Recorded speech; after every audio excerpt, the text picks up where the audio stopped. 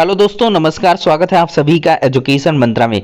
दोस्तों, इस वीडियो में हम बात करेंगे कुछ इंपॉर्टेंट अपडेट के बारे में जो संबंधित हैं शिक्षक भर्ती और साथ ही साथ सरकारी नौकरियों में एक बड़े सिगूफे के बारे में।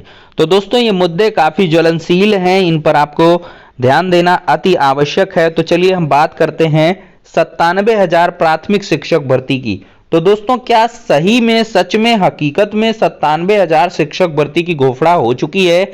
जैसा कि आपको इस इमेज के माध्यम से देखने के लिए मिलता है, समाजवादी वचन पत्र सरकार बनते ही 97,000 प्राथमिक शिक्षकों की भर्ती होगी, सत्य वचन अटूट वादा।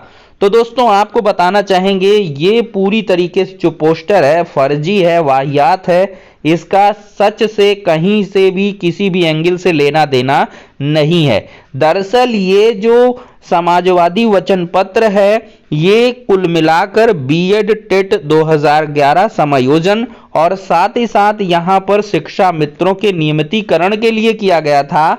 आप देख भी सकते हैं, जब सपा को समर्थन किया बीएड टीटी संघ ने, तो देख सकते हैं बीएड टीटी 2011 चयनित बेरोजगार एसोसिएशन ने समाजवादी पार्टी को दिया समर्थन। दर्जनों की संख्या में सपा कार्यालय पहुंचकर बेरोजगारों ने पूर्व राज्य मंत्री व अयोध्या विधानसभा से सपा प्रत्याशी पवन पांडे को सौंपा समर्थन पत्र। बेरोजगार एसोसिएशन का आरोप, सपा की पूर्व सरकार ने 72,825 पदों के लिए प्राथमिक शिक्षक भर्ती में 2012 के आवेदन, प्रति व्यक्ति आवेदन शुल्क 600 रुपए के हिसाब से 30,000 रुपए से अधिक लगभग 290 करोड़ रुपए सरकार के खाते में जमा किए। मामला कोर्ट में भर्ती को सही ठहराया। पूर्व में सरकार सदन में विज्ञापन पर भर्ती की बात कर चुकी है। 2017 में कोर्ट में आया फाइनल आदेश। अभ्यर्थियों से भाजपा ने किए झूठे वादे। 10 साल से बेरोजगार कर रहे संघर्ष, अब सपा को दिया समर्थन। तो दोस्तों, कुल मिला के यह मामला 2012 का है।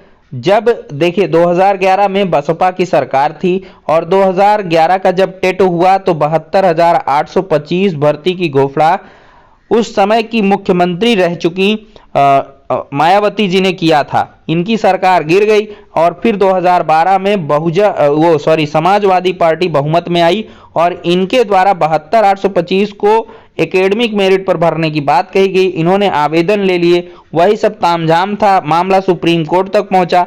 सुप्रीम कोर्ट से यह हुआ कि नहीं, जो मूल विज्ञापन है वही बहाल होगा। तो वही यह भर्ती है बीएड टेट 2011 के, जो अपने समायोजन की बात कर रहे हैं, जो अभी तक जॉब में नहीं लग पाए। 69,000 जैसी बड़ी भर्तियां आई, लेकिन इनका कहीं नहीं हुआ और ये लोग अभी से बेरोजगार, 2012 से ये 22 आ गया, 10 साल से बेरोजगार बैठे हैं। अब ये समायोजन की मांग कर रहे हैं और सपा को पूरा समर्थन दिए और सपा ने भी कोई मौका नहीं छोड़ा। और यहां पर देखा जाए दोस्तों, तो बीएड टेट समायोजन का इन्होंने वचन पत्र जारी किया।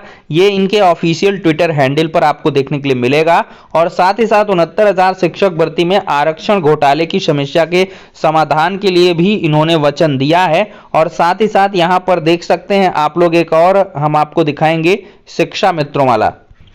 तो शिक्षा मित्रों वाला तो जग जाहिर है कि इन्होंने ये कहा है कि 3 साल के भीतर ये लोग शिक्षा मित्रों का नियमितीकरण करेंगे, उनको नियमित सरकारी अध्यापक बनाएंगे और साथ ही साथ 5,000 इनका मानदेय भी बढ़ाएंगे। इसके लिए घोषणा पत्र में या वचन पत्र जो भी कह ले, उसमें साफ तौर पर शिक्षा मित्रों के प्रति इनका मोह दिखा है।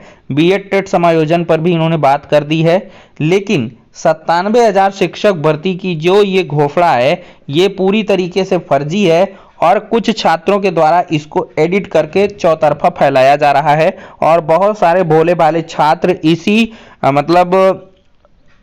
फर्जी पत्र को लेकर के बहुत सारे ट्वीट कर रहे हैं और समाजवादी पार्टी के जो ऑफिशियल ट्विटर हैंडल पर है वहां पर बधाई भी दे रहे हैं।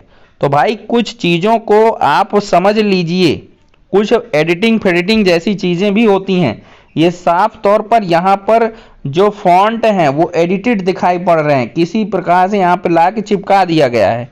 तो ये पूरी तरीके से फर्जी है। हालांकि समाजवादी पार्टी से इतनी आशा तो अभ्यर्थियों ने की थी कि इनके द्वारा शिक्षक भर्ती के लिए एक अलग से ट्वीट किया जाए, स्पेशली प्राथमिक शिक्षक भर्ती के लिए।